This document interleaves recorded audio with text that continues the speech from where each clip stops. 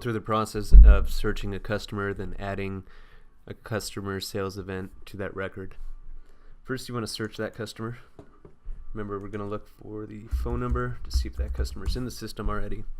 So they pull up. I'm going to click on the entity ID. That's going to pull up the customer's record. And then I'll be able to see what sales events we have attached to that customer. Before you move on to creating the sales event, make sure that we have enough customer info.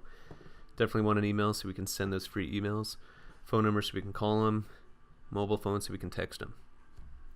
Now down below, you can only have one open sales event. That's best practice.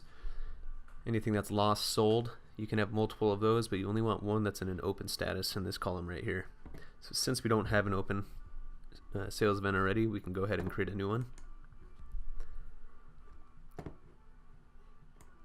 So first it's asking us what status is this customer in. We'll say this customer just walked onto our lot right now, so we're going to choose a store visit status. Next we want to move down to the sales source. Fresh up means it was a walk-in customer. Now if they called in, they would be a phone customer. If they sent in an internet lead, it'd be internet. If it was a marketing manifest that was put in, if you're doing some type of marketing event, choose that, and so on. Next is the tracking code, extremely important. You want to have a tracking code attached to every single event, and you don't want to change that either. So the tracking code is going to let your management team know and the advertising team know what's currently working, what's driving customers into your store.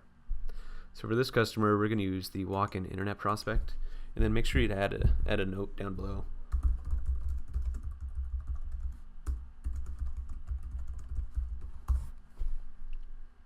Once you hit save, it's going to drop that note, timestamp it down below where it cannot be deleted. Now we're going to add a vehicle to the sales event. You can add the year, make, model, or you can come up to the magnifying glass and search for a specific stock number that customer is interested in. So for training, we're just going to click on the search. It's going to pull up all of our inventory that we have loaded. And we're just going to click on the top left box. So it's going to load this vehicle attached to the sales event for that customer. Hit save again. Now, as much info as you can put on the sales event, the better it is for your management team, so we can speed up that process and get the customer out of there.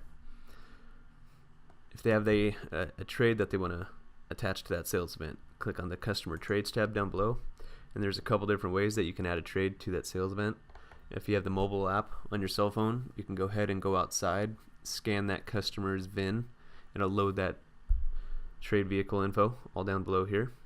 Or you can just add the year, make, model for that vehicle.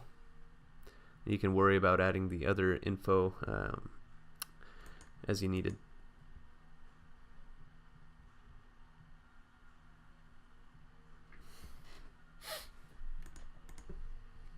Alright, once we get our trade info, just click on the save down below. It's going to make sure that we save the customer's trade down here, and then click on the save up in the top sales event as well. Now let's say that you want to create a follow-up for this customer. They were not able to buy today, so they want to come back tomorrow. You would come over to the to-do tab. This is your task. Click on the green circle. You can set an outbound call for yourself for whichever day that you want. You can choose the time that you want to call that customer. I would always put a note in here as well so you know what you're calling that customer for.